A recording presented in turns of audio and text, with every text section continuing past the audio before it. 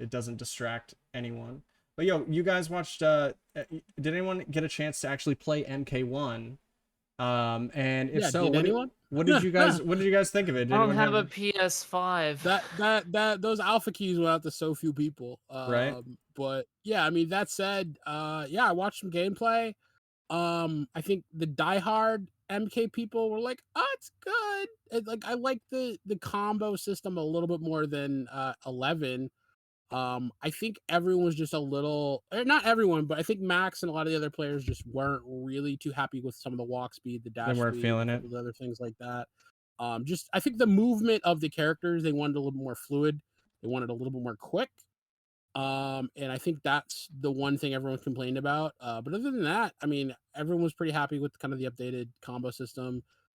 Cameos, they said, cool idea. Some of the animations might take a little too long. But yeah, I mean, for the most part, people are still excited for a new MK. It's just like, I think MK's problem is that like the FGC continually just kind of sticks up its nose at it for whatever reason.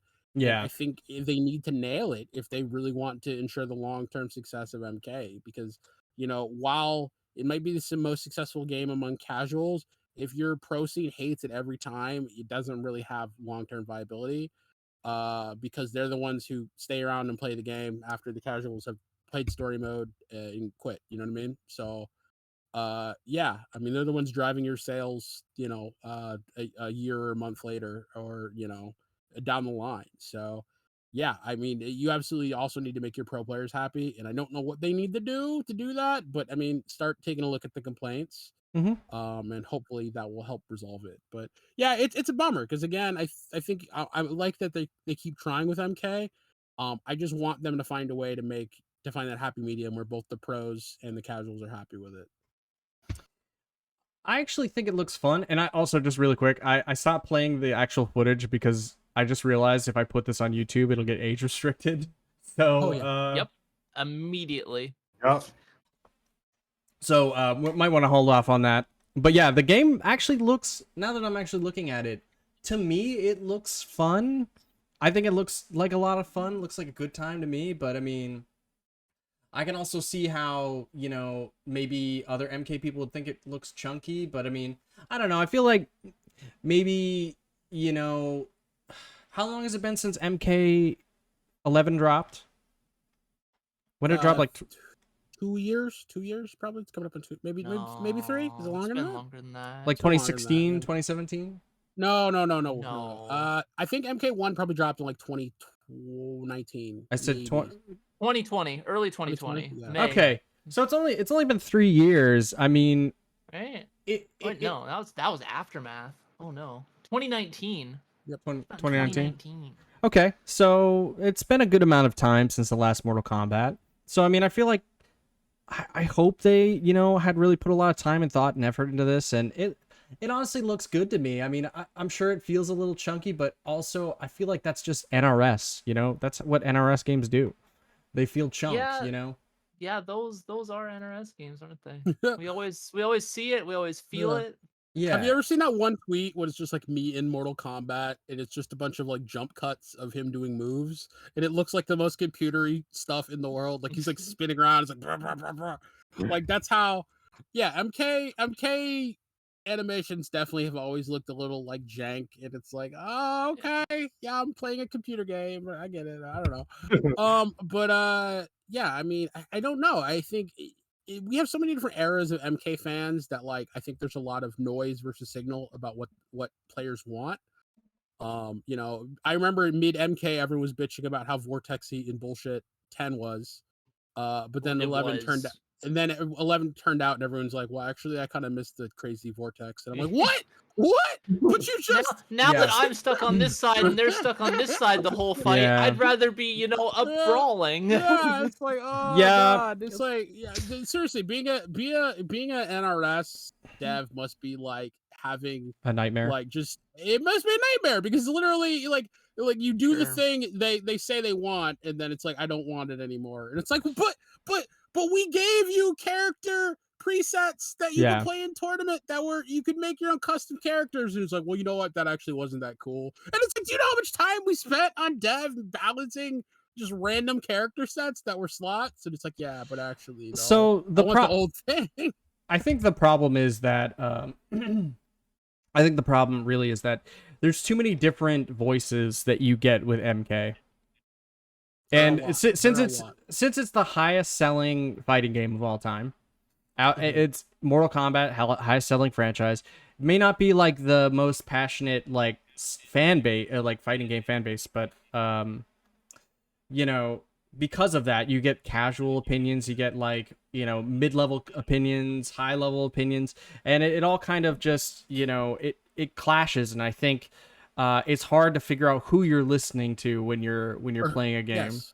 And who you should listen to. Yeah, Yes. who you should listen to, and pro players aren't always the best people to talk to in general, you know what I mean? No, because they're thinking at the pro level, not the intermediate level. They're also thinking only for themselves most of the time, you know what I mean? And so it seems to be incredibly difficult to figure out, you know, what voices we should listen to. And I've heard even like other people in the community like say like, oh, they nerfed this game that I really like and everything was fine until they nerfed it, and it's just like, you know, it's all because they're listening to the wrong people. And it's like, well, you don't know that, you don't know who they're listening to. You're just making assumptions. Exactly. And there's no reason to believe that just because you think something should have been changed, that means that the problem is that people just don't want to keep labbing things. That's really what it is. And I know for me, when I played Street Fighter V, I would just drop characters because everyone I played, they nerfed. You know, I played Nash, they nerfed him. I played Ken, they nerfed him. I played Alex, they nerfed him for some reason, and that was weird. So, you know, I get it, because it's like, oh well, this character isn't fun anymore. My low forward, you know, fireball to super doesn't work as well. My legs are stubby now. You know, they chopped my legs off.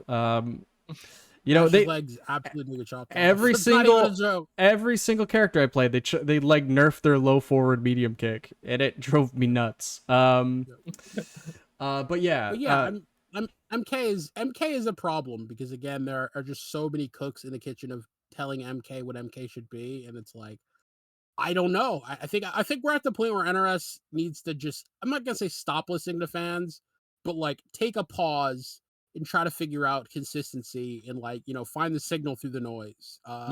Because there absolutely is, I think, good feedback the fans have. It's just like, you can't take every word on the street and try to build it into a collage, because you're just going to get a mess. Like, you need to kind of put together a linear understanding of what the most important things are. Because again, I mean, like, you know, MK9, crazy bullshit, not really a competitive game in the same sense, but it had a lot of fun bullshit. MK10, maybe too much bullshit, and it was kind of competitive. But some of the bullshit was at least fun.